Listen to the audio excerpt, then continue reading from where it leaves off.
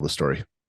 Yeah, so you had a need for an office manager. Your old office manager was migrating out. She was moving, some changes in life. And so you said, hey, do you want to go ahead and manage the office? And one big thing that we addressed when I started with Move Now is the need to be available for my kids because my husband travels. So I couldn't sit in the office, from 9 to 5. We needed to come up with something, some flexibility. So we decided to come up with a system of a hybrid office manager to where I would go into the office and be present 2 to 3 days a week. We wanted less, but sometimes needed more. And I would do that, conduct staff meetings, check in with the staff in person. And then while I was at home managing remotely, checklist system for our staff, Asana, we've talked about it before, kind of a checks and balance system for the staff. And then I can log in remotely from home to see what's going on the cameras inside of Chiropractic. So it's like I'm there, but I'm not there. Yep. And then also too, a big part that you took over, we used to outsource our billing. Yeah. I mean, that's a big one. So we outsourced our billing, and I'll just share the name because I think everyone should know I have no allegiance to any of these companies. So it was CT Pro Bill that we used. And initially when we used them for several years, in the first couple of years, they had a good team.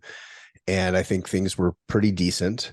They had goals they set. We did meetings. My dad helped out a lot with that as far as going to the meetings and, reporting back and coordinating with our billing staff. And because we still had to have billing staff to prep a lot of stuff and still do pieces inside the clinic. And then CT Pro Bill was doing their portion, and they were, charging their fees, doing their thing. And we were expecting like a really top shelf product for that. And I mean, at first it was decent, and then it just got progressively worse. They changed some staffing, and it got to the point where it was more frustration. It was more babysitting than anything. I mean, like, instead of us saving all this time to be able to justify paying to do it.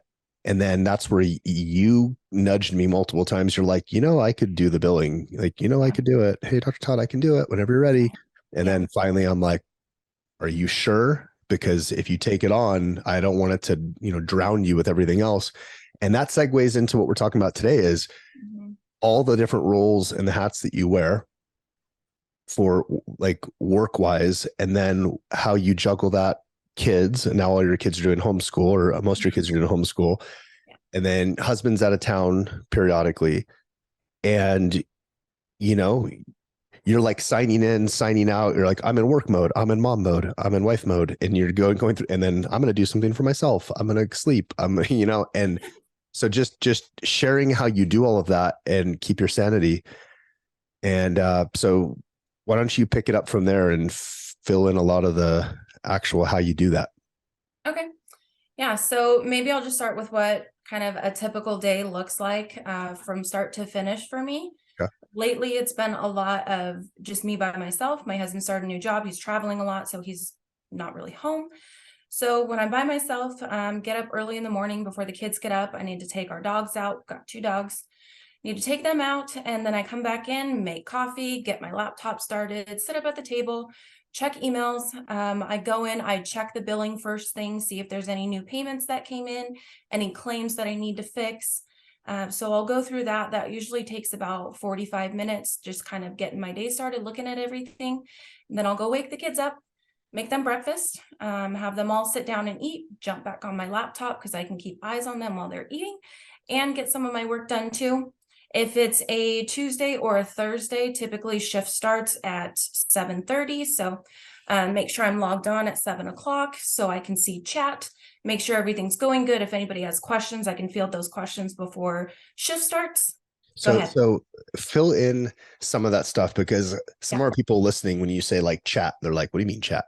Oh, yeah. Okay. Yeah. So we have an internal chat system through the office, through O Messenger. And since we have so many different moving pieces throughout the office, every workstation with a computer has access to this chat. So it's like we're sending instant messages to each other via the computer. So that way we can paint the picture for the rest of the staff members on what everything looks like in every department.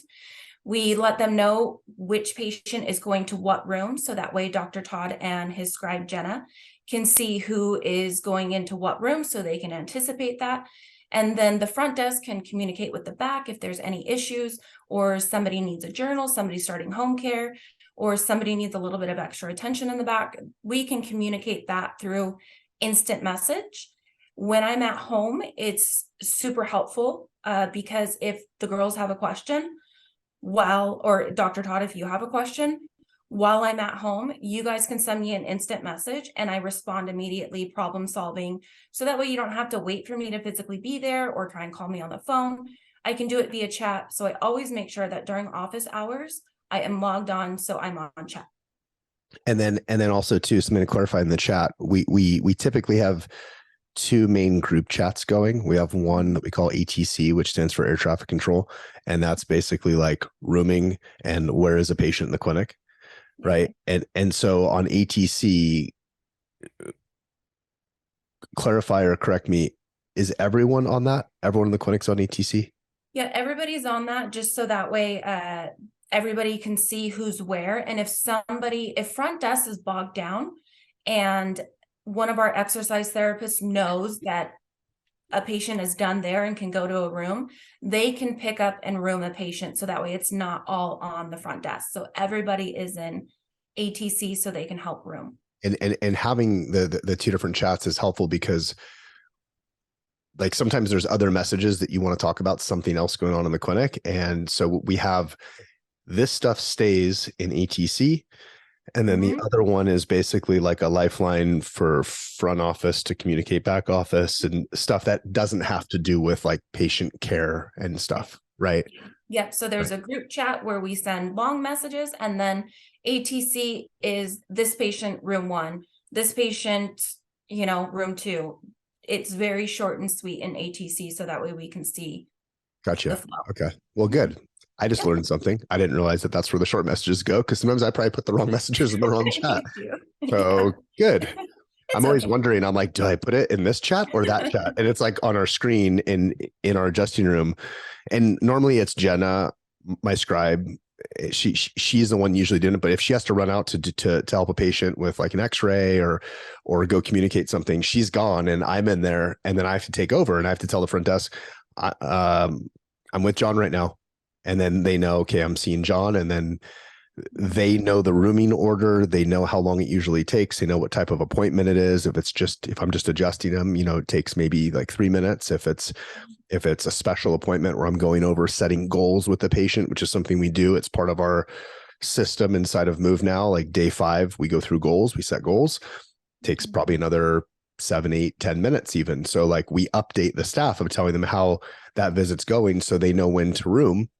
Because our setup in our clinic, and this will work in whatever setup you have, like some chiropractic offices go room to room, they have multiple rooms. So like the doctor is moving.